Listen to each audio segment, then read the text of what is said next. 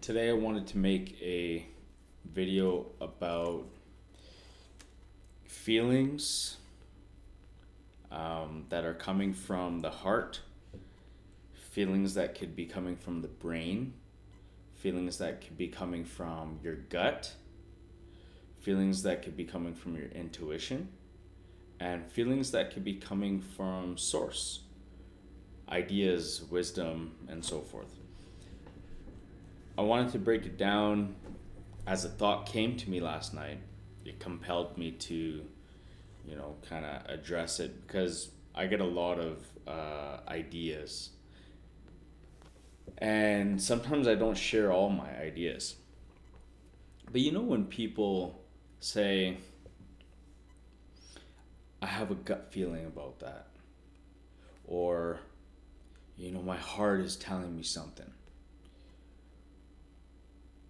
Um, let's just touch on those. If your heart has been broken, traumatized, you've endured a lot of past emotional setbacks, and you're in life now saying, my heart's telling me something. Well, first, I would suggest that you work on your heart. You work on your heart and brain coherence, you work on your love language, you work on your love language towards others, then maybe the statement will then be proper when you say, my heart is telling me something. Just to give you an idea of what this conversation is about. Now, your brain, if you're getting thoughts, right? And you say, I have a gut feeling about that. I just have a gut feeling about that. And you're so sure and certain. Well, how do you know it's not being manipulated by your gut bacteria and the parasites that we have? How do you know that all the junk and all the nasty stuff that you're eating is not contributing to your gut feeling? It is. So when you have a thought, how do you know it's just not your subconscious? And if your subconscious is not wired and fired the right way, and you have not been working on personal development and growth, then your gut feeling and the thought that you're having can be false. Okay, so this philosophy, this concept here has been tried and errored. Okay, I've worked towards understanding this. I've watched many scientists and doctors and podcasts and documentaries speaking about your gut. There's other coaches that follow their intuition, but the reason why they follow their intuition, and it's a good thing, right, versus someone who watches that episode and says, oh, I should trust my intuition too.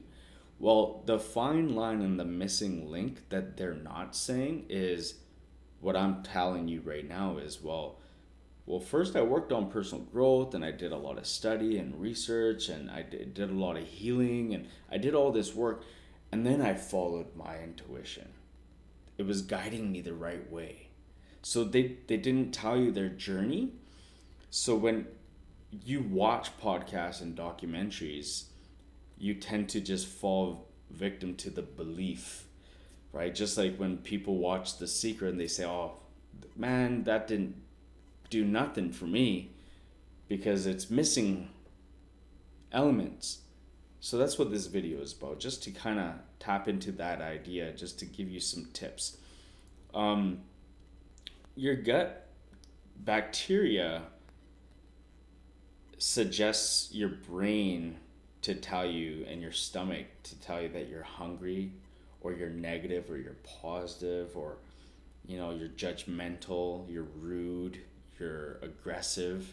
It all starts from the gut, and what we eat and how we serve our bodies, our temple, because we're a vessel, and we're spiritual beings inside, right? And when you tap into unfolding and regulating your emotions and doing all the work and all the steps that is in guided intelligence method, what that does is it releases you to um, a better understanding, a better connection. So then when you do all of the work that you're supposed to do in life, then your feelings from your heart are more true to yourself. The feelings that you get from your brain and gut are more in alignment with what you deserve and what is of true nature. And the intuition and the source messages that you get will be in alignment with your values, because you have understood your values, you have worked on your values, your goals, and your paradigms and your mindsets.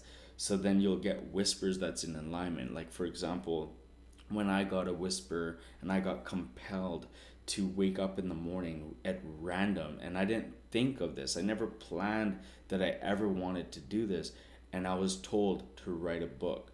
And I wrote a book and I published a book. That was sent to me because I've done so much work. You know, when I wake up in the morning at 3 a.m. or 3:33 a.m. or 4 a.m., and I get these intuitions and these callings, they're not because of random. If you go years before that, if I say that that didn't happen to me, it's because I wasn't in alignment with my mind, body, spirit connection. So, this video is just to give you some clarity and some advice. Don't just believe everything you hear or listen to when it comes to science, documentaries, health. Always ask lots of questions: where, what, why, when, how, or yeah, did this work, or what else do we do, or that, everyone is different. But I'm just saying, when it comes to your feelings, ask yourself, well, what are my feelings? What are they based on? What perceptions are they based on? What are my realities?